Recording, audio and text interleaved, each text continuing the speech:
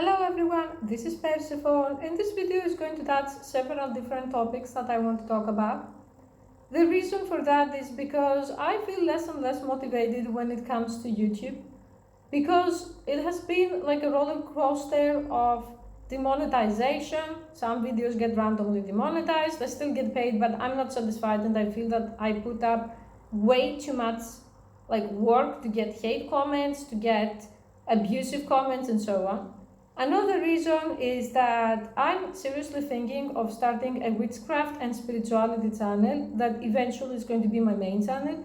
I'm not going to stop putting content here, but I just want to express that I feel very uninspired because of the inequality of it all. For example, even in real life, you walk up to me and you start saying you're ugly, you look like this, you look like that, you're a freak, I'm going to harm you, I'm going to rape you. I'm going to 100% hurt you, not even 99. I'm going to hurt you legally, I'm going to hurt you physically. There are going to be consequences. You can't just walk to me and threaten me and say I'm going to rape you or I'm going to kill you. Yet on YouTube, it's a daily thing.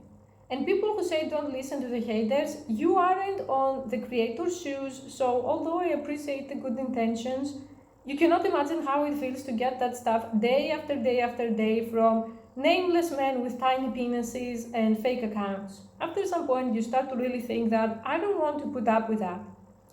And I'm not going to whine. I know that this is part of the internet, but I cannot help but wonder if my content on this channel is attracting a specific type of audience that is very toxic and that I have to slowly purge out of my life. For example, specific race matters that I've talked about extensively, specific femdom matters, and so on.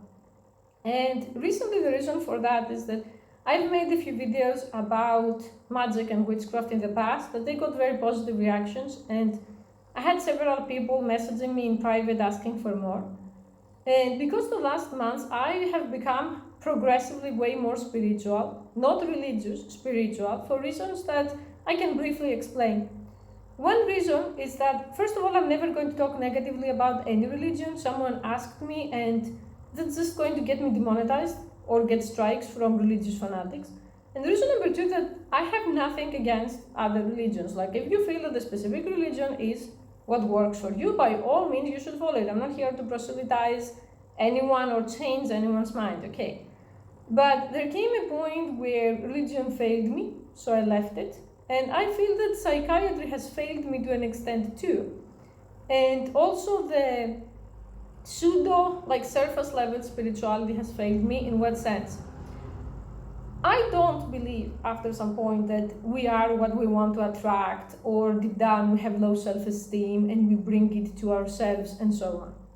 Because after a specific point, I really felt worthy of attracting better people in my life, not in a sense of, oh my God, I'm so amazing, but I was always trying to be a very fair person. Like, I want to give to people and I want to get back. I believe in equality in genders, in life, in everything. And I wasn't getting that. And I realized that this is something that comes from outside of me. And let me tell you, I'm a person that I believe in curses and getting cursed and cursing others, and I'm going to talk extensively on my channel when I'm going to set it up, like soon, but I'm only going to say this. I tried a defensive spell, and the next day, the person that I had in mind got convicted in court for something extremely serious, less than 24 hours later, and it was a return a curse to the sender spell. So that person has ever since left me alone, and there has been a lot of other paranormal stuff, so it's an area that I'm interested in working and talking about with like-minded people. If someone doesn't want to watch it, I'm going to separate the channels. You stay and you watch what you already like here. Another thing is that I realize that in the mainstream sense of the law of attraction, I can't manifest anything when I'm surrounded by whiny, toxic, needy, deprived, and manipulative individuals. And unfortunately, fandom, which was something good and enjoyable, has become something of people with no purpose in life.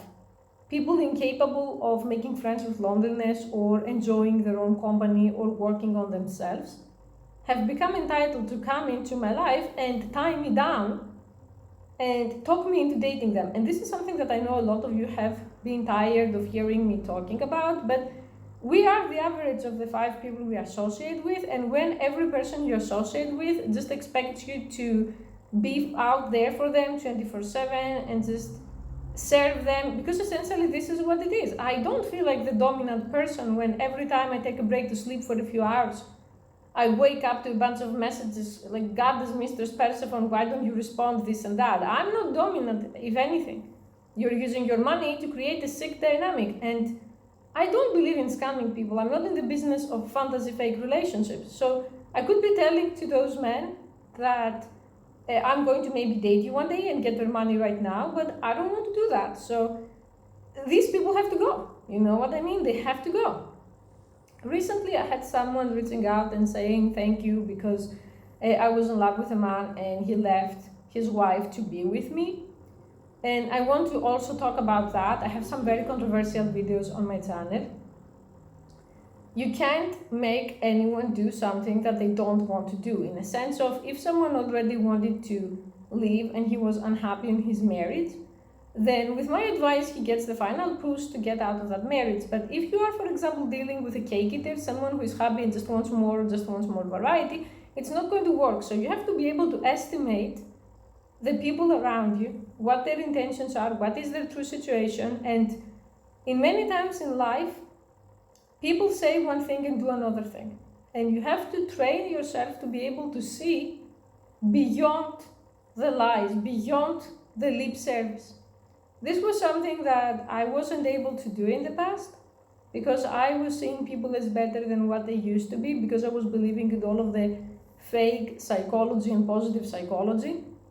And for example, in my husband's case, I was like wrongly believing that his agreeableness was actually compatibility, when he was just agreeing because he didn't want me to dig deeper so that he's not going to lose me. And after we got married and he was too tired of agreeing and he couldn't keep up with his own lies anymore, all went to hell. So in this case, it was difficult. When you come from a different race, when you come from a different culture, when you date internationally, it's very difficult to see if someone is actually compatible or if someone is actually agreeable. But there are many ways, and I plan to teach you those in both channels on how to decipher.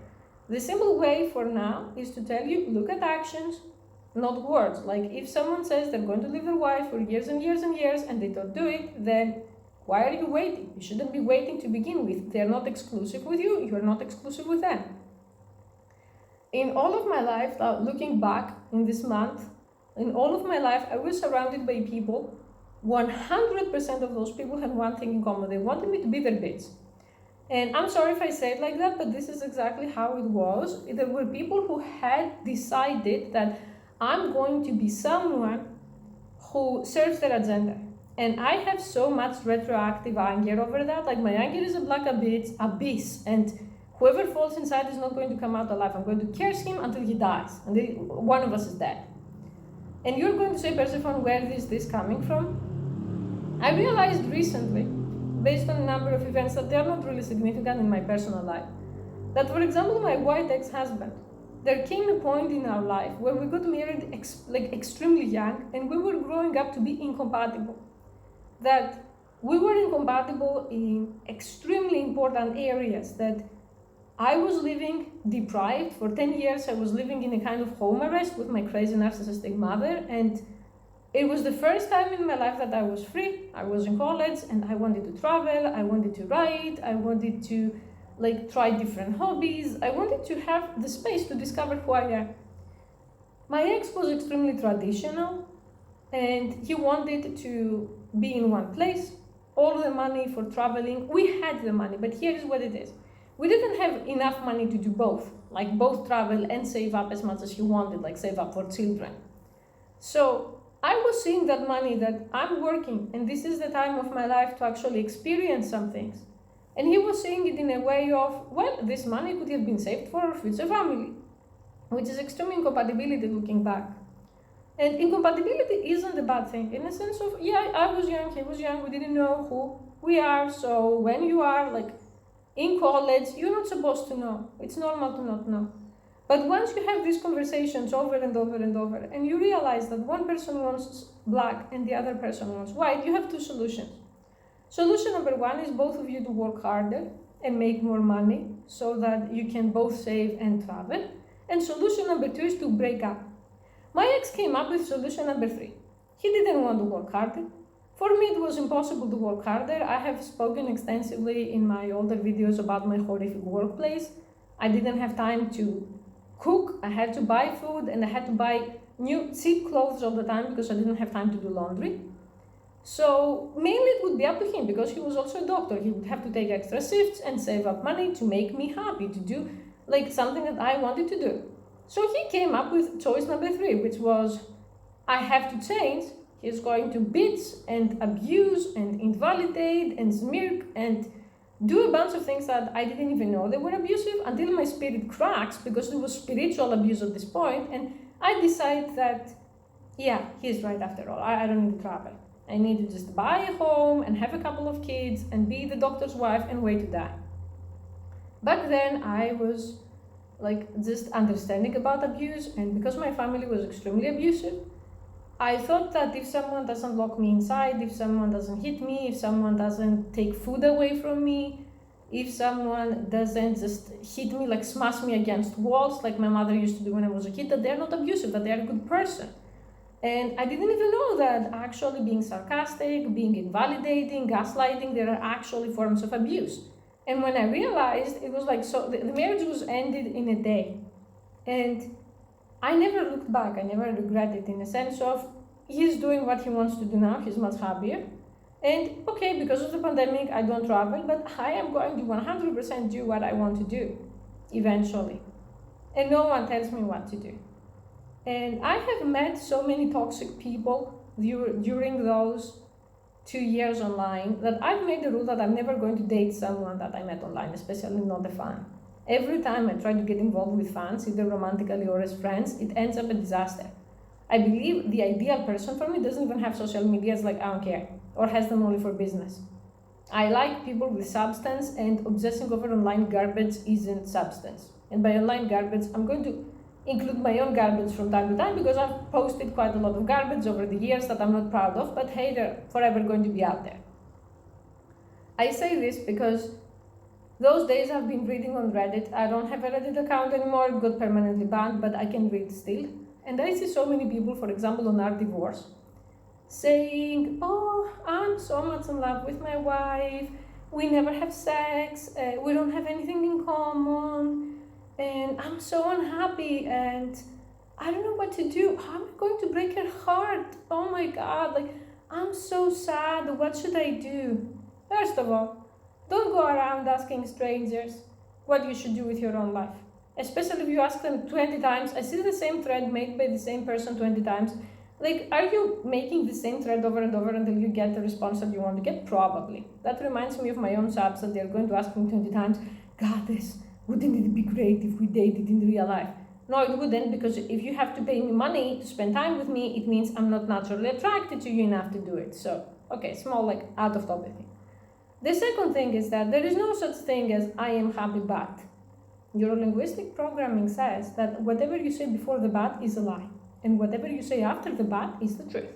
So when you're saying, I'm happy with my wife, but I contemplate a divorce, the truth in the sentence is, I contemplate a divorce. I say this because there are a lot of people who are asking me the same things over and over and over, and I don't have an easy answer for them. That, oh, I want to have sex with someone else, but my goddess, who is my girlfriend, doesn't let me. If you talk to your goddess and you say that she's sleeping with other men, so you want to sleep with other women, and she said no, then either you have to break up with her or you have to give up on sleeping with other women. There is no third choice where we magically change your personality. So in a similar way, all of those people who are asking, but my mom doesn't let me, but my family is going to be upset, but my wife is so nice. If your wife was very nice, you wouldn't even feel that you are unhappy and feel the need to post. There were so many people who defended my husband over the years, and they said, but he is a good guy, but he left everything for you, but he this and that, he didn't know any better, he was also abused. And I have to say, even if all of those things are true, I married him to be in love, I married him to be happy, and I'm deeply unhappy, so he failed. So if I leave and he ends up heartbroken. Is it 100% my fault? Doesn't he have a share in all of this failure? When we do something, when we make specific choices, they have long-term consequences. So if your wife knows that sex is important for you, because you have told her, and you still have sex once every 6 months, then your wife is actually robbing you out of your sexuality, because she doesn't open the marriage and she doesn't allow you to have sex with other people. So why wouldn't this person deserve to be sad? Deserve not in a sense of punishment, but when you do something, there is a consequence. When I eat tons of food, I'm going to get fat. Am I a victim that I got fat? Someone who has a medical condition and they got fat because they couldn't control it, this is a person that deserves our sympathy. In a similar way, a woman who has a medical condition and for whatever reason she cannot have sex, let's say she has cancer or a serious illness that she can't have sex, she deserves my sympathy. Or a woman who had like an extremely traumatic pregnancy and delivery and she can't have sex for several months. But if a woman just sits on the couch and she won't fuck you because she doesn't give a shit about you, and you still go around asking, should I leave, it's going to break your heart, then you're a fool. I can't even say anything else. I'm saying that not just about like this specific topic, but I see so many people in life saying you're such a bad person, you're such a sociopath, this and that. In my life, I only had two choices. Either I upset people, either I disappoint people, either I break down their expectations, or I don't have a life. I'm never going to have the life that I want because those people will never allow it. My second book makes multiple sales every day. I cannot even believe that. I cannot believe that me, the person that was told a million times you'll never write anything, wrote something that goes so well. Thank you so much to all of you buying it. For that book to happen, I had to upset my ex, I had to upset my parents, I had to upset his parents, I had to alienate 10 friends, I had to be distant with my current husband at times because I'm writing and I cannot spend time with him. The number of sacrifices had to be made. Do I regret? No, I don't regret, because I always wanted to write and I got the chance to write. So, if you want something, there is a price to pay. It's up to you if you want to pay the price to get it or not. And the healthy people, they're going to sit down and make a decision and pay the price. The unhealthy people, they're going to avoid the price and bitch and whine. I'm always saying to the pseudo-subs who approach me, if you really want a girlfriend, please stop wasting your money on femdom and fiendom and online goddesses and start working on yourself. Go to therapy, go see a dietitian, start a workout program, start leveling up to get a better job, and you're going to attract a woman who is going to want you, or a man if you are bi or gay. But the people who are not willing to pay the price, the discomfort, I'm telling you, I've been there. There are days that maintaining your looks is so freaking hard.